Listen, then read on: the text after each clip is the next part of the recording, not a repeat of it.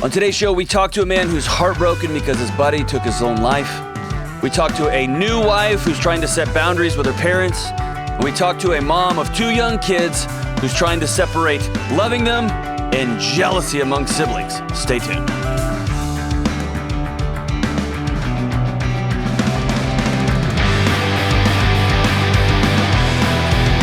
What up? What up? This is John with the Dr. John Delony Show. A show for you, about you, by you. It's a caller-driven show where we talk about real challenges in real people's lives. Folks I've never met before who are calling from all over planet Earth to check in and walk alongside me and me walk alongside you as we try to figure out what's going on with our mental health, our relationships and schools and parenting, grief, all of it, right? All of it. So glad you joined us. There's about 11 billion podcasts, and you picked this one, so I'm so grateful for you. For those of you who are listening to this at 1.5 speed or 2 speed, I recognize I talk fast. My buddy of mine was like, man, you talk so fast. And then I asked him if he was watching it at 1x at 1.5 or 2x speed, and he's like, oh yeah, you talk fast regularly. So you may want to put this one back on 1 speed, and then it will feel like it's 2x because I talk real fast. But we're so glad you're here. It's good to see everybody in the booth. Oh my goodness, one of my favorite people on planet Earth's walking in front of the booth right now. It makes my heart feel good. Hey, Kelly, James, listen. Last night I got home, me and James, I think it's time to break it to the world. We're in a pretty awesome metal band. And I don't really know how to say we're taking over Earth, but we are. And after our practice last night, that went into the wee hours of the morning. And by wee hours of the morning, I mean like 7:30. It was nighttime, right? We went outside and we watched the sunset just as a band. James put his shirt back on and changed out of his leather pants and just like into jeans and covered up some of his tattoos. And then I went home and I got out of the car, out of my truck, and my daughter was weeping. And that could be any number of things. And I said, what's wrong? Oh no. My wife had planned this Olympic watch event with the kids, and so they went upstairs, and the chicken doors didn't close all the way. And my 2 dogs, oh man, it was not great. It was not great. My son, man, it was devastating. We got these things as chicks, as like little bitty peep peeps, and it's been 9 months now, and like this is their egg laying month. Every day, twice a day, feeding them, training them. Oh man, Are they all gone? No, several, man. And then it's my dogs, and they are great, but they come up to you like they've just helped out.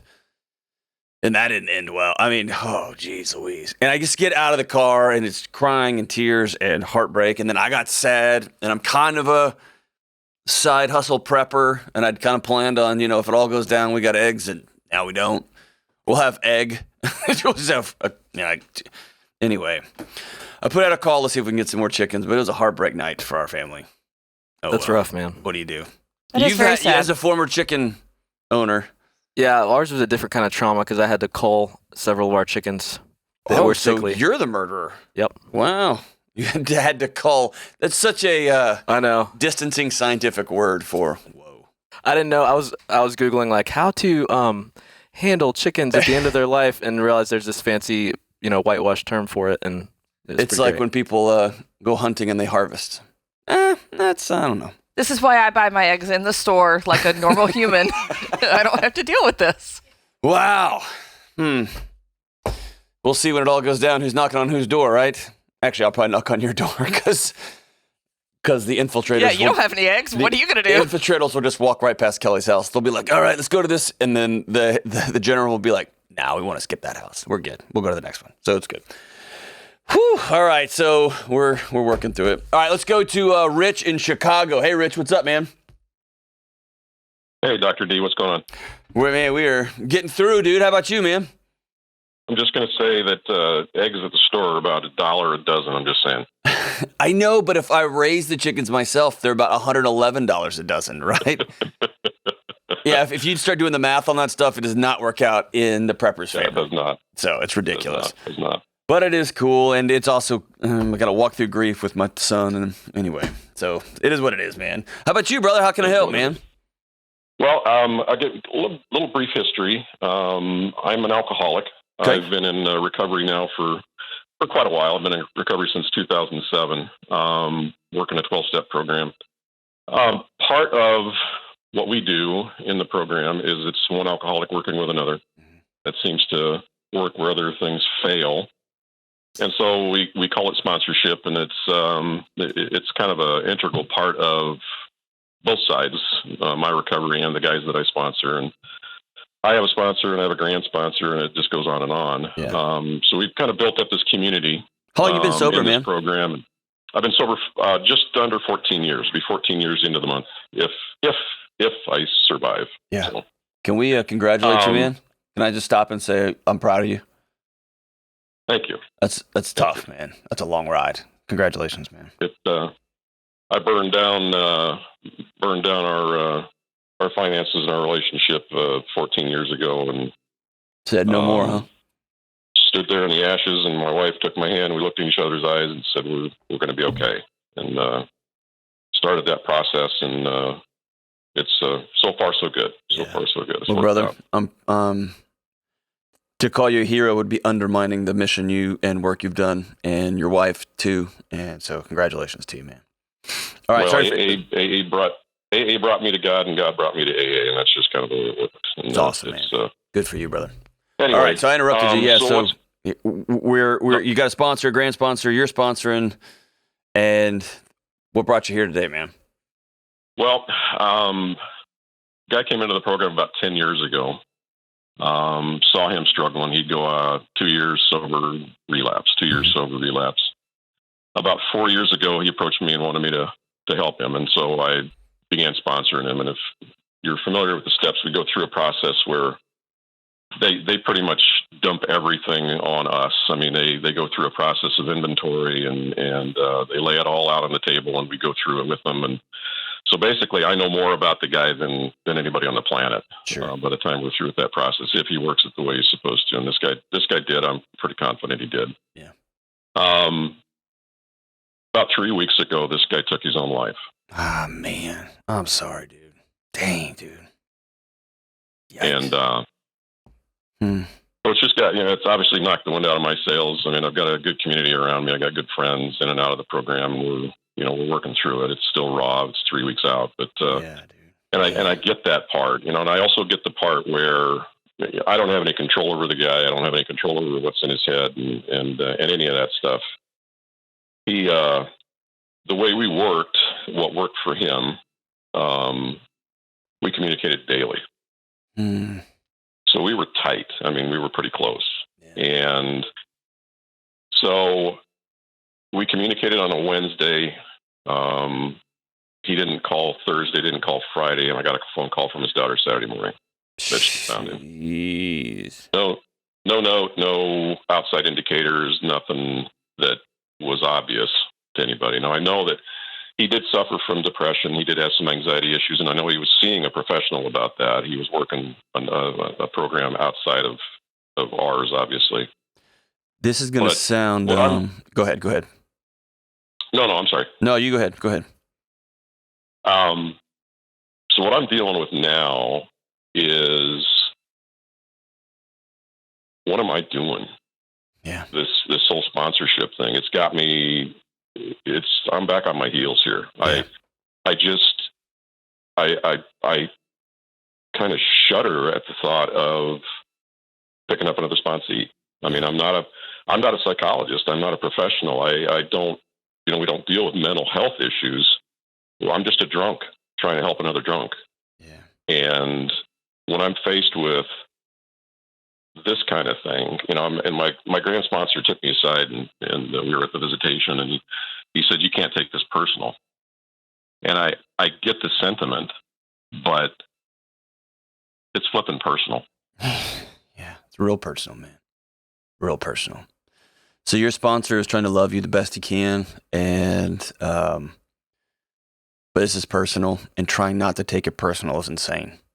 Okay? Yeah. This is as personal as it gets. I want you to take this personal. I want you to let it sit in your heart. This hurts. Okay? Yeah. And first and foremost, dude, I'm sorry. I've been there. I've done too many memorial services for people I love, and I'm sorry. Have you wept yet? Have you sat in this yet? Oh yeah. Okay. All right. Good. Oh yeah.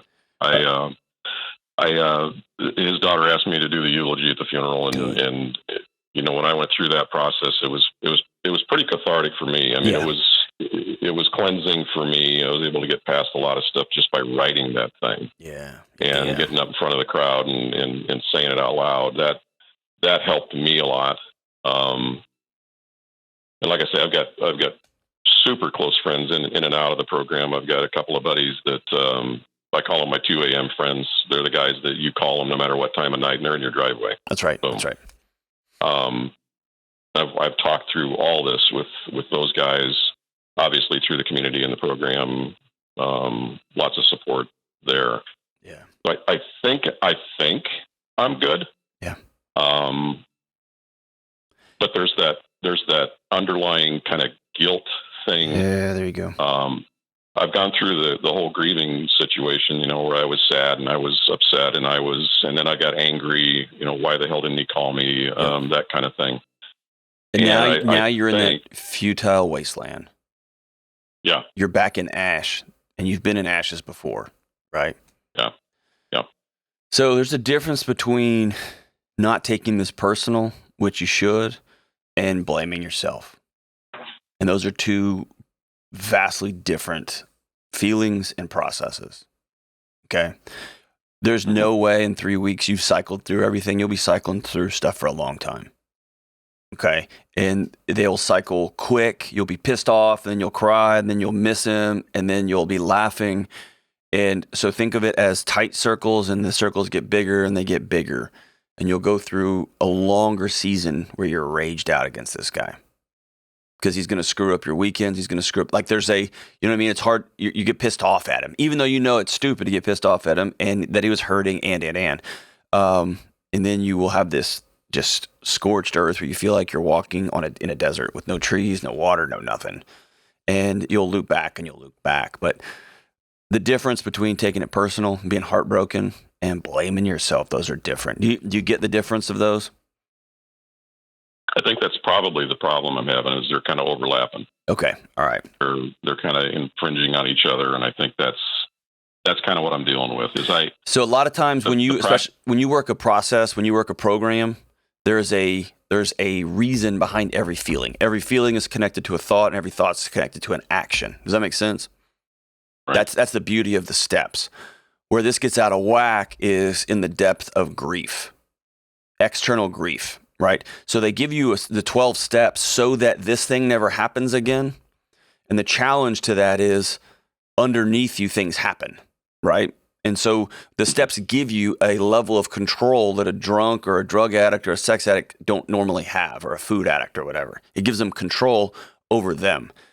Where it's challenged, it can feel like it's a whole thing's unwound, like you're experiencing right now when a meteorite hits you. And that's what happened, because you can't control for that, right? And so it makes you think, well, why am I even doing these steps? These are stupid. They're dumb. They don't even protect me from fill in the blank. And the hard part is hanging on to what you know works, and at the same time going, oh, this happened, right? That's the difference between blame and. So the steps work, man. You're sober for 14 years. And the path has given you relationships, 2 a.m. friends. It's given you a model for what friendship looks like and connection looks like. And my guess is you're a better husband and a better dad and a better community member and all those things. And this just hurts. They're both and. And sometimes step programs don't do both and very well. It does either or really well, right? Mm-hmm. And so it's being able to sit and say, this hurts and not my fault.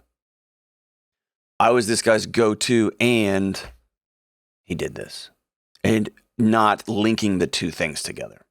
And it's hard. And this is where journaling is really important, because you can separate those two. This is when writing yourself letters in to Rich, dear Rich, not I, but dear Rich, this happened and I'm sorry. How would you talk to somebody who called you? How would you call to another sponsor who had their own sponsor? How would you be coaching them right now? You'd be saying, brother, it's not your fault, right? this hurts and I'm going to hug you and we're going to go hang out. We're going to go to the batting cages or whatever. But you didn't do this, right?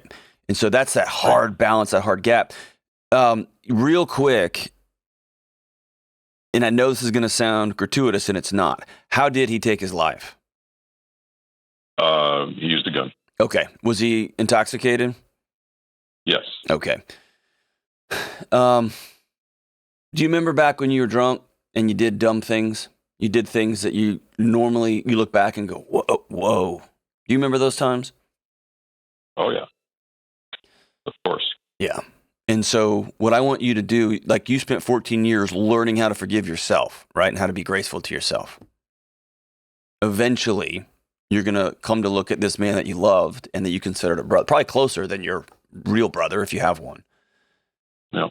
Who was connected to other people, but could never overcome that loneliness that addicts experience, could never get that failure to belong. And then worse, he thought for whatever reason, especially when he was drunk or especially when he was low, that he was going to be a burden to you. And he didn't call, right? Right. And I would say that's a choice he made. Man, he was intoxicated. He died by suicide, man. Suicide took his soul from him. And so all that to say, at some point you'll forgive him. You'll make peace with him. And this will, in time, make you a not only world class, it will make you a gift of a sponsor to everybody around you. Because now I've sat through so many of these things, I'll look people in the eye and smile and say, I'm not letting this happen to you. I'll call in the Calvary on you. Does that make sense? It's made me better at being a neighbor, having gone through these things. I wouldn't do it again over in a million years. But over time, you end up making meaning out of these things. But that's not for right now. Right now is just for saying, oh, this sucks. Does that make sense?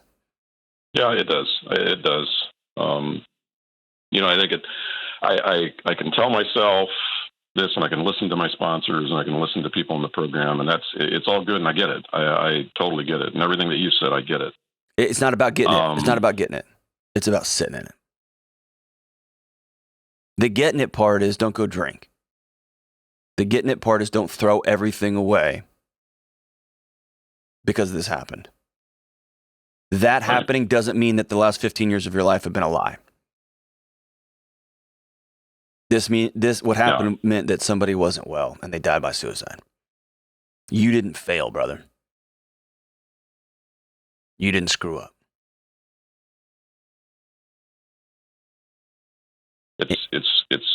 It's hard not to tell myself that. I know. It I know. Just is. I know. It is.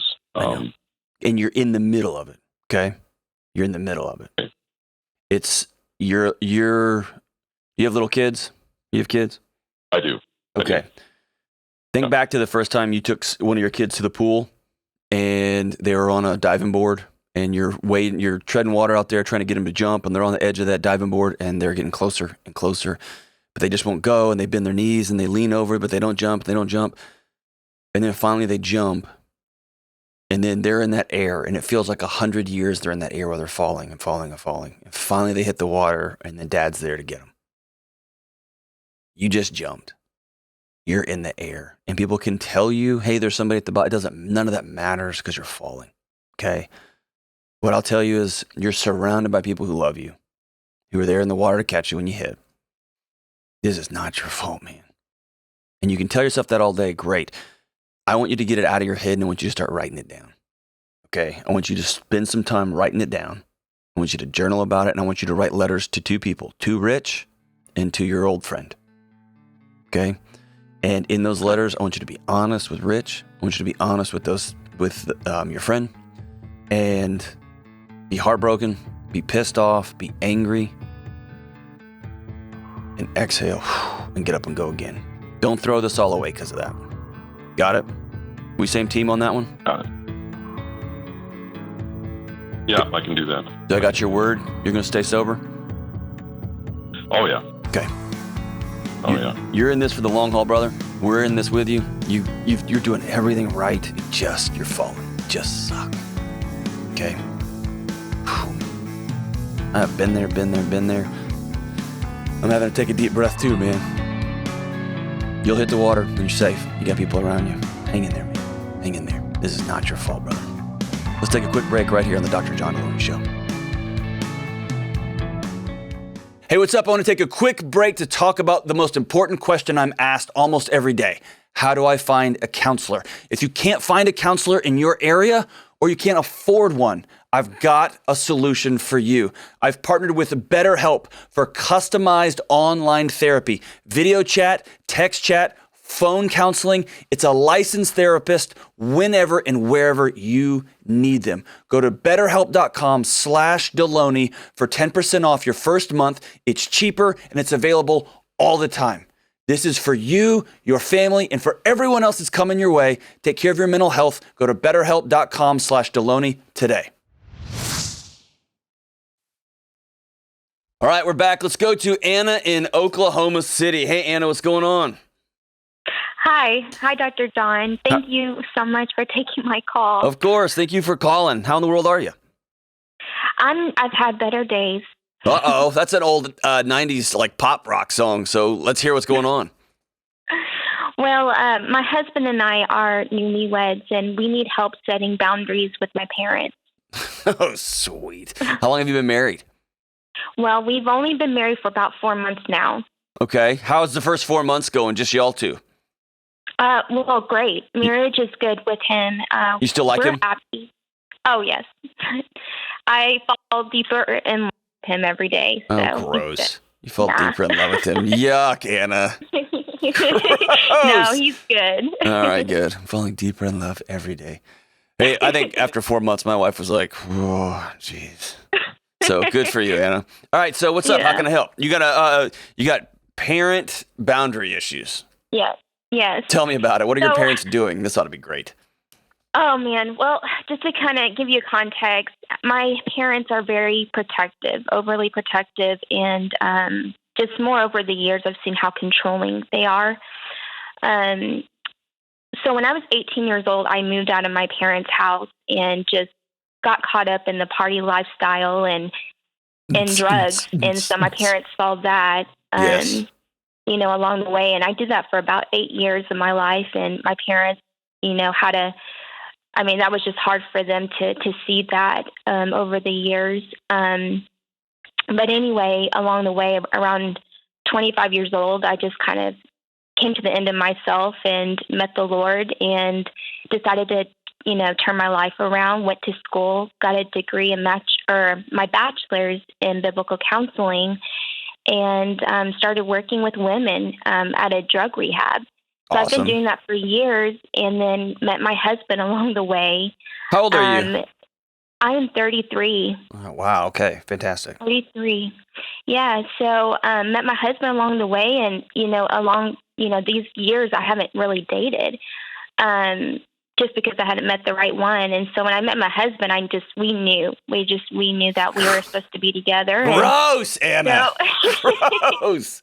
I'm sorry. All right. So anyway, once that happened, I think my parents' expectations of how that was supposed to look, they wanted me to date for, a couple of years, I guess, before marrying him. So, I talked to my parents. I said, hey, this man, I know he's supposed to be the one, and so they jumped on the bandwagon. And so leading up to just planning the wedding, I had a discussion with my mom about just the finances. And I said, my husband and I, we're going to pay for it. You guys don't have to worry or feel the pressure about, with the wedding. However, my mom had said, you know what, we're going to go ahead and pay for it. We're going to bless you guys. So with that being said, 3 weeks before our wedding, my mom said, we're just going to pay for the cake. So I'm thinking, are you kidding me? Sweet. And she's like, yes, we're just going to pay for the cake. Why'd she back out and change her mind? Yeah, well, when I asked her about it, she said, well, you misunderstood. Oh, sweet. And I'm like, I said, Mom, this is not about misunderstanding. I said, you gave me your word. I was so happy. I'm So, not really of course, happy, but as it's jeez. Okay, so they just paid for the cake, and then by the time it rolled around, they paid for the straws and the salt and pepper shakers, and then yeah. okay, so Basically, you get married, and it's 4 months down the road, and you're falling deeper in love every day. What are they what are they doing? How are they trying to exert control over you still? Well, so, my parents, they keep saying they don't know my husband. And so just to back up, my husband and I tried to set boundaries. We met with them, making a bullet list of just letters, or a letter of bullet points of things that needed to be addressed. And so they shared it with the whole family, the letter that we had asked them to keep confidential between all four of us. What was in this letter? So it was just boundaries, basically, be kind. And also we just said we expect honesty. Mm-hmm. And we just shared our hearts, and my husband and I, we sat down with them. We met with them because I'm from the Dallas-Fort Worth area, and now I live in Oklahoma. So we drove out there just to talk to them and share our hearts with them about everything that had happened leading up to the wedding. Are they not? Are they generally not kind? Are they? I mean, were you addressing things that you had seen, or were you just stating things? Okay, so the things in your letter, the bullet points, were behaviors and interactions and relationships you guys had experienced already. Yeah, and so I mean, even when get your relationships off. And again, you're not 18; you're 33 for crying out loud, right? Yeah. You've got your own job. He's got his own job. Y'all experienced things, and then you said, hey, this is how we're going to go ahead and get this off on the right foot. And y'all bared your soul, and they went and told everybody. Yeah, well, they said that they considered it a threat. And it was unbelievable. And I'm thinking, okay, why did you guys even tell all my brothers? Yeah. So now it's like, so now my brother called me, cussed me out for about 30 minutes and said, you need to fix this. You've betrayed the family. And so my mom called me and she said, Anna, you need to come up to, Frisco and talk to the whole family without your husband. And I'm like, here's the deal. Yes. You moved out at 18. Yes. For a reason. Yes. And yes, you did whatever. You acted like an 18-year-old, right? And you acted like a 19-year-old and a 20-year-old. Here's my guess. Yeah. My guess is this type of pitting brothers against sisters and this type of lack of trust and this type of immaturity and acting like a middle school with a ego power trip has been happening your whole life. And at 18, you went and searched for some sort of connection. And sleeping with people and alcohol and drugs are chemically very similar to deep connected relationships. They're shorter and they don't last as long, and they come with a ton of repercussions. Yeah. But they make sense. Okay? Yeah. And there's a reason why college populations, when you take a kid who's been living at home, even in a messed up home, and you pluck them from everything they know, and you send them across the country, and you drop them in a box with a bunch of other 18-year-olds, that alcohol and sleeping with somebody, dude, it makes you go, whew, for a minute, and then you got to go do it again the next day, and do it again the next day. But you have young brains screaming for a connection, and you didn't have that growing up. You were raised by children, and now you're 33. Right? There's 10, 11, 12 years later, you circled back to include them. And once again, they haven't changed. They're the same people. And this is the heartbreak for you. And I'll lay it out systematically, okay?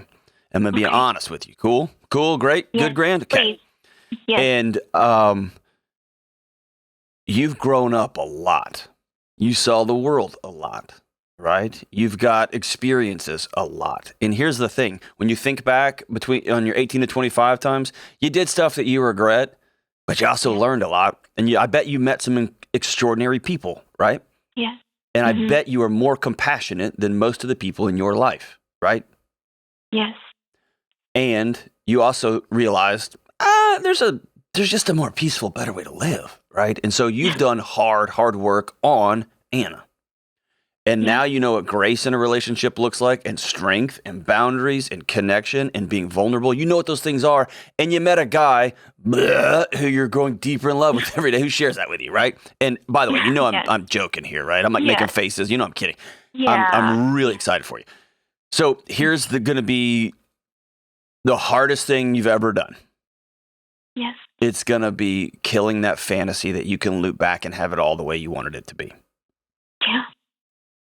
Because what you're trying to do is collapse the last however many years and make it to where you're 25 and you're getting married again, and mom and dad are involved in the wedding, and your brothers and your new husband all hang out and go hunting together, and they play golf together, and they whatever. And that's not going to happen. Yeah. And I'm sorry. Yeah. Because your parents are children. Yeah. Maybe your brothers have grown up. Maybe your brothers are a little bit different, and mom and dad put them in an unfair position to choose between them and you, which really stinks, right? And maybe going to have a drink with your brother, going to have some coffee with your brother, one-on-one, you're saying, hey, here's what we're doing, man. And they know your mom and dad too. They know. Yeah. Right? And they're either reproducing that behavior in their little families, or they've grown up and it's different and they got put in an unfair position, right? Is what it is. Yeah. But at the end of the day, you set up your boundaries and said, here's what we expect. We expect people to be kind to each other, to not lie to us.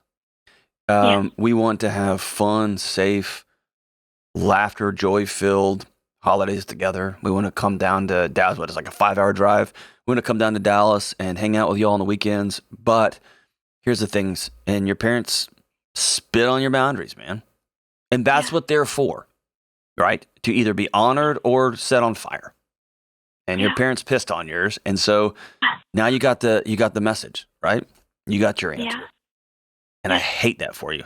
So here's what you got to do. You're going to have to be highly intentional about being around adult couples who are older than you and wiser than you, and forming some sort of surrogate relationships with couples who are 10 years down the road, who you and your husband will go hang out with, have coffee with, go, I don't know, whatever you do in Oklahoma. I just feel like Oklahoma is a state of sadness, and so I don't know.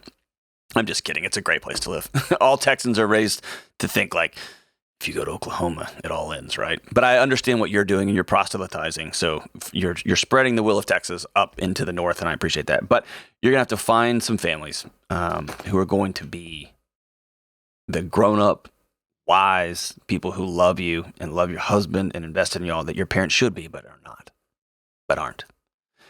If I'm you, I would reach out to my brothers one-on-one. And by the way, 2 important things. Nobody cusses me out for 30 minutes. They cuss me out for 1 second, because then I hang up the phone. I'm not going to hear that. I'm not going to listen to that at all. And I'll tell another grown-up, when you're ready to talk like a grown-up, we'll have a conversation, but I'm out. And then maybe a week later, 2 weeks later, for somebody I love, I'll reach back out and say, you ready to talk like a grown-up? And if they're not, then I'm not gonna do that. I'm just not. The challenge for you is, and the second challenge is for you to not give over your integrity, not get over the growth you've had, to try to crawl back and make them okay.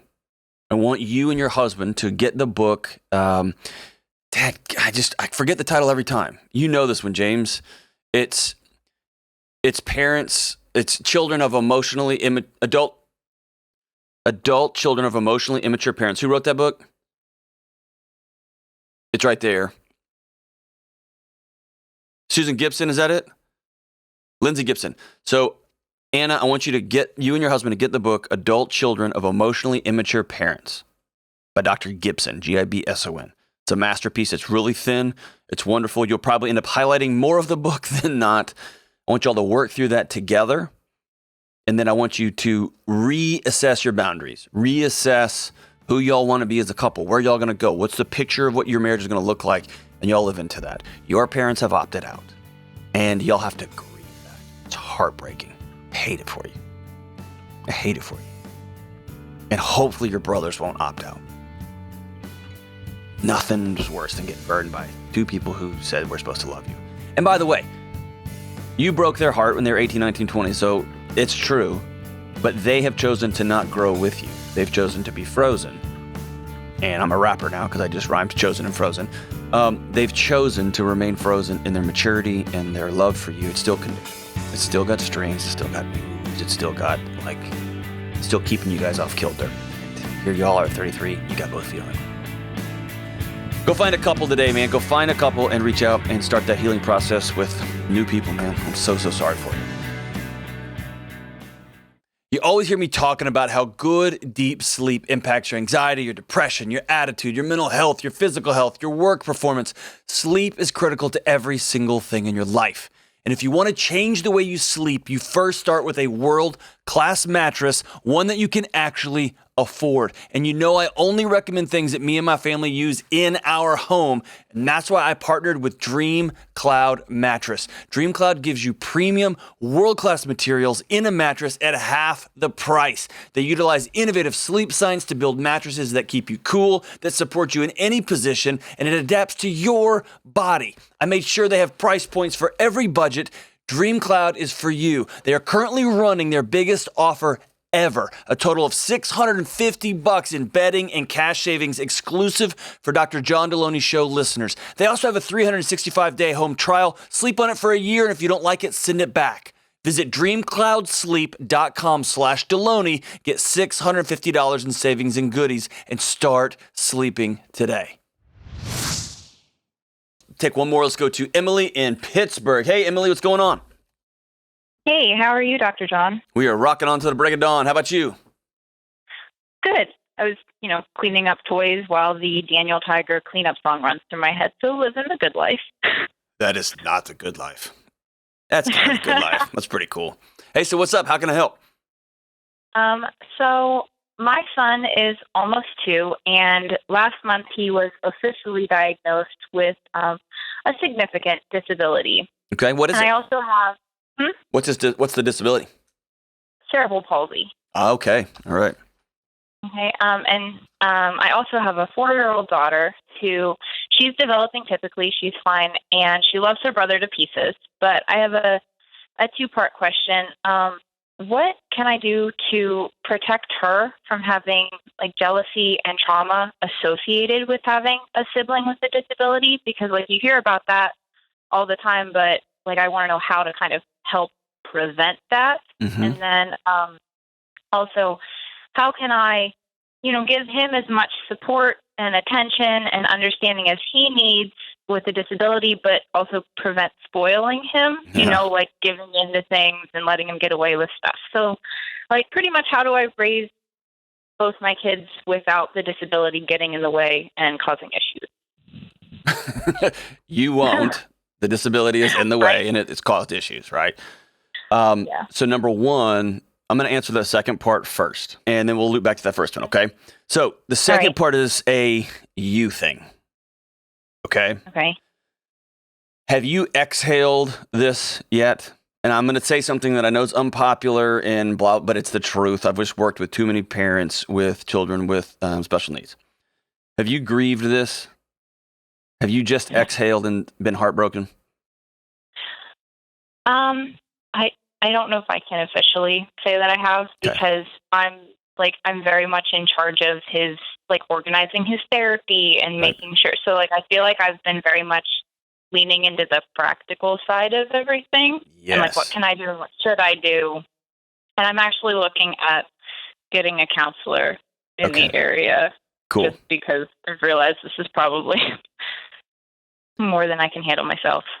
I think you're going to find yourself infinitely stronger than you ever thought. And it's going to be imperative for you to get a community of parents in your area that have children who've had similar diagnostics or life experiences, and having a community of people you can text and reach out to. All that's important. But at some point, when you found out you were pregnant, you had a picture of what this was going to be like. And the picture is now different. And all I'm asking is, yes, you're going to try to solve this for a while. You're going to try to channel all of that energy and frustration and heartbreak. And his life is going to be hard. And then you're going to have those, oh my gosh, what about if something happens to me and my husband? You're going to have all of those things, right? And to be able to handle those things so that your body doesn't take off on you into anxiety or frustration or those spinning in the middle of the nights, which I know you've had. There's a moment when you have to just, not a moment, there's a season where you got to grieve it. You thought it was going to be like this and it's not. And you wanted your son to grow up and fill in the blank, and he's not. It's going to be a different experience. Not that you hate him, not that you don't love him, that you're not grateful for him, all that stuff, but you just got to grieve that gap, okay? What I'm telling you is cerebral palsy is something you can run from and solve for.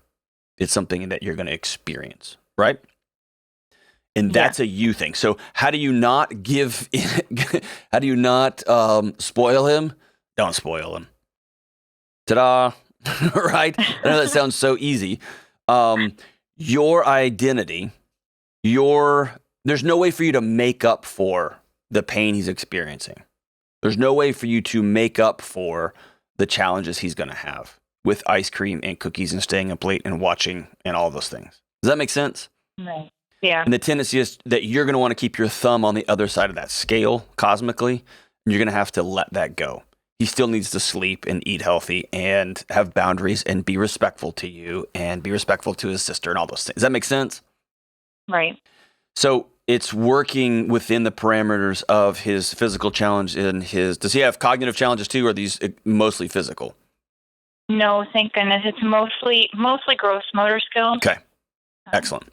So he'll know, right? And what you'll be able to teach him about living with his challenges and how he can honor the people in his world and how he can deal with evil little kids that are going to be mean to him and make fun of him, and those who are going to rally around him and love him in a way that other kids will never understand, right? It's all of it. But trying to solve for it or hit the other end of the cosmic scale is going to be a futile exercise, okay? The second thing here with your 4-year-old, two important things here. Number one, and I'm piling it on here, and I know. You're going to have to make special you and daughter time. Whether that's hiring a middle school kid to come over and just be in the house with you while you and your daughter make something or go watch. I don't know what your financial situation is, or if your husband comes and can deal with it or whatever. But having carved out time, whether it's 1 day a week or 2 days a week with a 4-year-old or a little bit of time every day, that she just gets you. And this is highly intentional. No phone, no anything other than eye contact on the floor, playing, creating worlds, lots of touch, lots of interaction. But this is letting her know that you see her.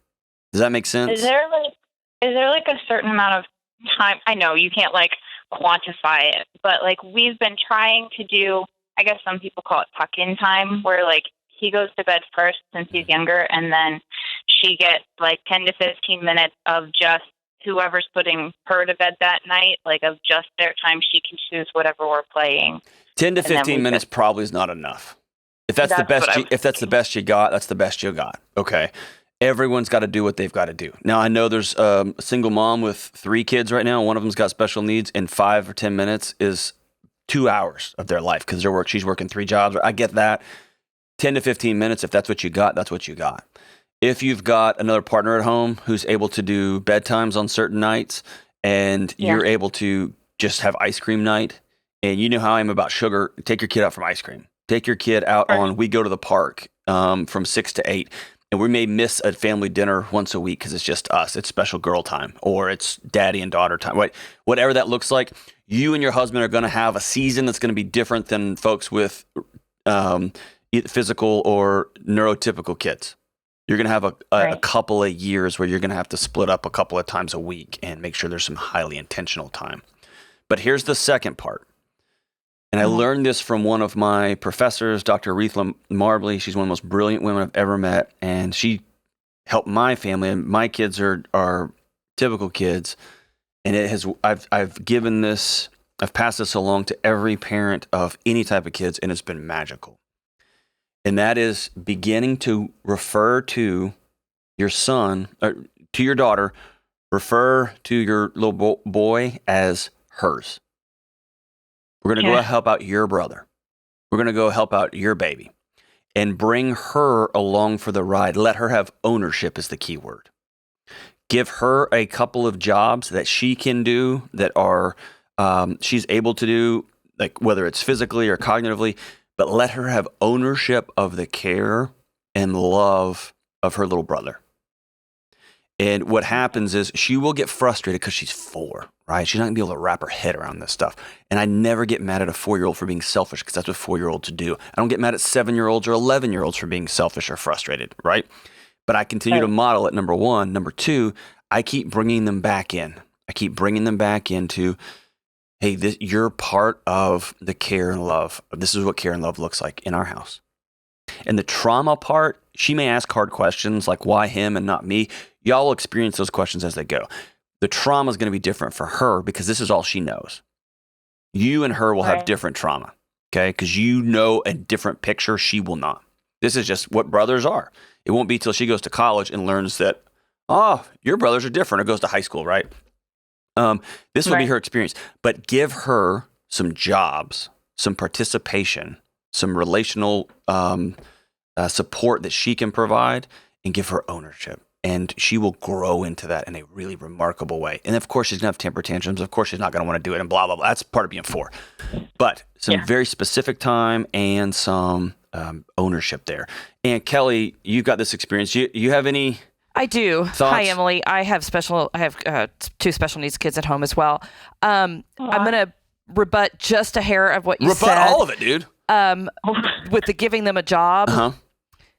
I see where you're going with that, but it's also super important to make sure that the typical developing child knows that this is not their responsibility. Correct. Their participation, and that's not a big their deal. their And making sure that your daughter knows that your son is, she doesn't have to become the little mama. Correct. She doesn't have to spend all of her time and not do things that she would normally do.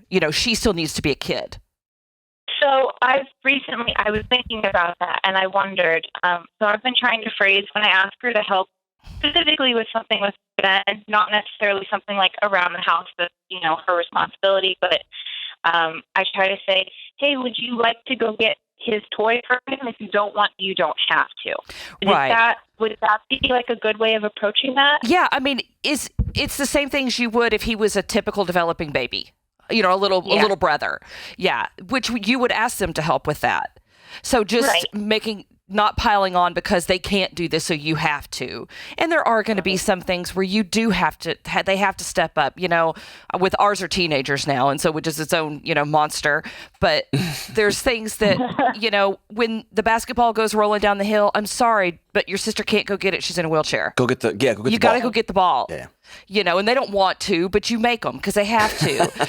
Or no, you have to hold the door for her because she can't get it. Right. So there's things that they have to do, but you also have to let them be a kid as well. Going back to something John said about grieving it, that took us years and was one of the biggest things we did. And real quickly, there's a story called The Tulips in Holland that it's kind of passed around special needs families that you plan for this trip to Italy and you study Italian, you know all the places you're going to go, you have your whole trip planned, you have the money that's, that you're going to use there and everything is planned. And then you get off the airplane and you're in Holland. Well, that's not what you planned. You don't know anything about it. You don't know what you're going to do. You don't know how to speak the language, but it's pretty. And then, but you have to let go of Italy and go, you know what? We're going to stay here because Italy's not an option now. So I have to let go of that. But man, aren't the tulips pretty here. So it's the whole idea of you have to let that go. And that's hard to do because you had plans, and I guarantee your husband had plans for this little boy. Yeah.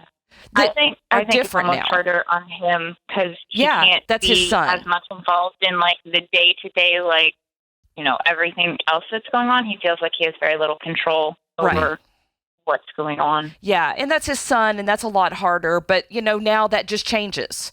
And so you really do have to spend the time. There was a lot of tears with us, and it took us a long time to do that of, man, what are the things that aren't going to happen that you wish would? And we had to say it to each other. Man, this isn't going to happen. We're never going to do this together. No, but then later on you figure out, no, but we will do this other thing, and it's really cool too. But you have to get over it. Don't think that's selfish. You have to do that part. That's right. Yeah. And Kelly, I love that you made that great differentiation. Yeah, this is not your 4-year-old's child to raise, right? Right. It's teaching her. Let me put it this way. In my house, we have certain chores that the kids do that we don't give them an allowance for because there is just a participation This is just some things you do to be a part of a family. And then if you want to do some extra jobs that normally mom and dad do or that I might hire out, then I'll pay you for that, right? So we're not going to pay you for taking your plate over after dinner or wiping your stuff into the trash and putting your dishes in the dishwasher. That's called being a human, right? Same here, but I like that, the ownership, but not responsibility. That's a great differentiation. Yeah, and some other things, John, that when you asked about not spoiling him, and that's hard to do, it is, because you want to make up for it. Yeah. I feel bad, whatever, that this happened or whatever, but he needs to have consequences. Within his physical boundaries of whatever he is able to do, he has expectations. Just like your daughter has expectations of what she's supposed to do. And especially since he is, neurotypical as far as he doesn't have any delays mentally, that, he has to be respectful. He has to do his homework when that time comes. He has to do this. And, these are the chores that he can do. So he is expected to do them. Be it sometimes my daughter picks up sticks out of the yard after a storm because it's what she can do. But she's expected to do it. She's expected to do it well. And so that he needs those because things will be expected of him because he probably will move into the real world because he is, typically developing mentally. And so he'll have to know how to do those things. And it's just, when they ask the questions of why did this happen? And just sometimes we have to go, I don't know, but it sucks. And I'm so sorry. But we always tell my daughter the only thing that her wheelchair gets her is front of the line at Disney and better parking. That's right. And that's it. Because everything else, well played.